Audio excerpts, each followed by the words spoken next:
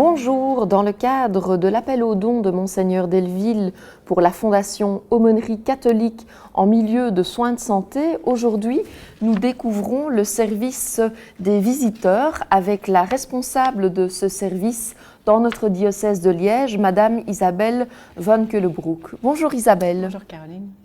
Alors dites-nous, qu'est-ce que c'est le service des visiteurs ?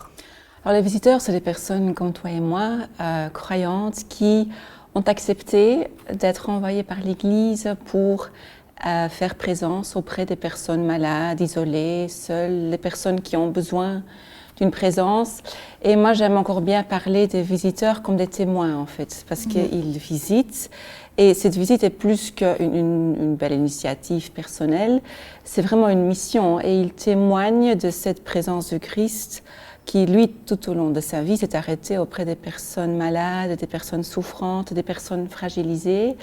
Et à côté de ces personnes touchées par la fragilité, par la maladie, ils témoignent que ces personnes ne sont pas oubliées et ils font le lien entre la communauté chrétienne et les malades. Ils témoignent que personne n'est oublié. Et donc cela veut dire que les visiteurs visitent dans différents lieux ? Oui, donc ils visitent, je pense, majoritairement dans les maisons de repos, mais aussi à domicile. Et c'est évidemment deux lieux différents. Par exemple, dans une maison de repos, il faut avoir le soin, par exemple, aussi aller à la rencontre de la direction, du personnel soignant. En même temps, il y a aussi des similarités.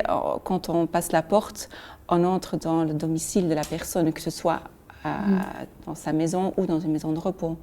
Et ces visiteurs travaillent en équipe ? Oui, donc d'habitude, il y a toujours une équipe présente. Je pense qu'il y a des exceptions. Mais d'habitude, nous sommes toujours envoyés au moins à deux. Et c'est vraiment en équipe que les visiteurs, d'habitude, vont à la rencontre des résidents de la maison de repos ou en paroisse. Souvent, ils visitent seuls sur les lieux, mais alors après, l'équipe se retrouve, on partage, on échange et ils prient ensemble. Il y a toute une vie d'équipe qui existe à côté des visites qui se font chez les personnes visitées. Alors Isabelle, vous comme responsable de ce service des visiteurs au sein de ce vicariat de la santé, quelles sont vos préoccupations à vous comme responsable ? Il y a pas mal de défis en fait qui se posent. Je pense par exemple, un des plus grands défis qu'on rencontre, c'est quand même le défi de la formation. Donc les visiteurs sont quand même sur un terrain qui devient de plus en plus spécialisé, de plus en plus technique. Les maisons de repos suivent un peu les tendances actuelles et deviennent des lieux où en fait le visiteur doit aussi faire preuve d'un certain professionnalisme. Et pour répondre à ça, forcément, il faut aussi des formations. Et donc, nous passons quand même pas mal de temps à organiser des formations et puis à convaincre et encourager les équipes à se former pour pouvoir répondre justement à ces besoins qui ont quand même évolué depuis un certain temps. Nous avons par exemple de plus en plus de personnes qui résident dans des maisons de repos et de soins. Et donc, c'est des personnes qui sont quand même très fragilisées, souvent malades. Et c'est quand même une problématique différente que les visiteurs doivent découvrir. Et là, il faut une formation pour pouvoir répondre aux attentes qui se présentent à nos visiteurs dans ces lieux-là. Puis les séjours dans les hôpitaux, nous le savons, sont de plus en plus raccourcis. Oui, tout à fait. Donc ça veut dire aussi qu'au domicile se retrouvent des personnes parfois qui vivent leurs soins au domicile. Tout à fait. C'est souvent une hospitalisation qui se prolonge dans le domicile de la personne. Et là, nos équipes sont aussi appelées à accompagner, à être présents, et leur présence est très importante là-bas. Et le nombre est en hausse. C'est clair que c'est une tendance qui se répand un peu de limiter les jours dans l'hôpital. Et donc là aussi, encore, il faut des personnes qui ont les mots, les gestes pour accompagner ces personnes qui viennent de vivre parfois des situations difficiles. Des annonces de diagnostic graves et puis j'imagine aussi toutes les questions éthiques telles que l'euthanasie.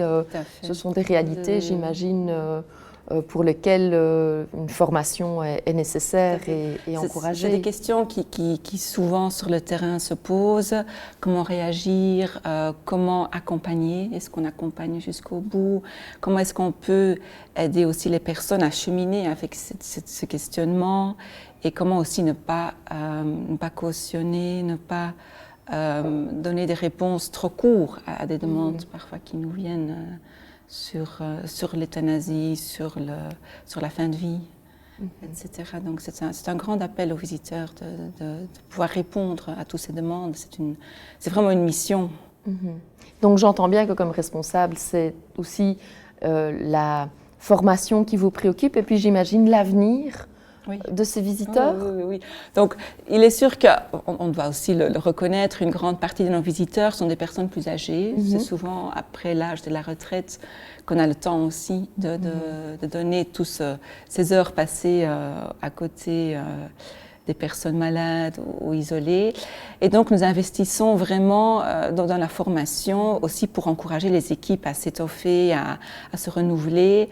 Nous venons, par exemple, en février 2019, on a entamé pour la première fois un cycle de formation pour les responsables des équipes, pour un peu aussi apprendre des éléments qui sont importants, style la relecture d'une visite, comment est-ce qu'avec l'équipe, après une visite, on peut relire une visite et par exemple les questions éthiques qui se posent autour des visites. Donc là, on vient de commencer ces 4 jours de formation et on va aussi essayer de mettre en place une formation de base pour les visiteurs, de sorte à ce que chaque visiteur qui veut accepter cette mission, qu'il ait aussi la formation qu'il faut pour bien l'amener jusqu'au bout. Eh bien, merci Isabelle. Vous nous avez permis de mieux rentrer dans cette belle mission des visiteurs de malades, mais aussi dans votre préoccupation autour de cette formation dont Monseigneur rappelle souvent l'importance. Merci.